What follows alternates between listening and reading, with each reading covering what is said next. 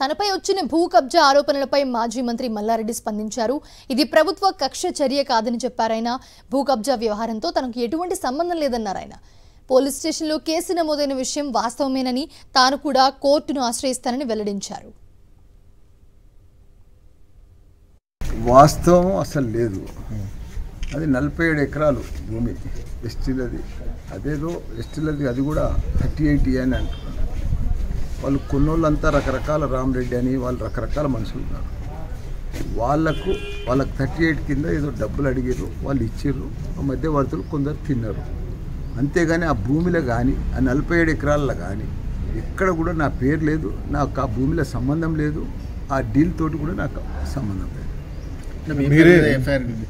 అదే చేసారు వాళ్ళు. కోర్టుకు వెళ్ళి ఆర్డర్ తెచ్చి ఎఫ్ఐఆర్ బుక్ చేయమని తెచ్చారు. నేను కూడా ఇప్పుడు రాసిచ్చిన, నేను కూడా కోర్టుకు పోయి నాకు సంబంధం లేదని నేను కూడా కోర్టు. ఇది కాదని అవాస్తవం అని చెప్తున్నా కదా. సరే, ప్రభుత్వ కక్ష ఏం లేదు, దీంట్లో కక్ష ఏం లేదు.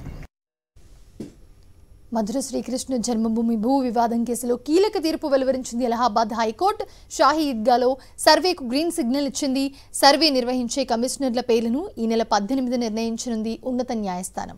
వారణాసిలోని జ్ఞానవాపి మసీదులో ఈ తరహాలోనే షాహీ ఈద్గాలోనూ కూడా సైంటిఫిక్ సర్వే నిర్వహించాలని ఆదేశాలు ఇచ్చింది. షాహీ ఈద్గా మసీద్ను 17వ శతాబ్దంలో నిర్మితమైంది. అయితే కాట్రా కేశవదేవ్ ఆలయాన్ని కూల్చి ఈ మసీదు నిర్మించినట్లుగా ఆరోపిస్తున్నారు హిందూవాదులు. శ్రీకృష్ణ జన్మస్థానంలో ఉన్న మొత్తం 13.37 ఎకరాల భూమిపై తమకి హక్కును కల్పించాలని హిందూసేన డిమాండ్ చేస్తూ ఉంది. హిందూసేన తరపున విష్ణుగుప్తా సర్వే కోసం కోర్టులో పిటిషన్ దాఖలు చేశారు.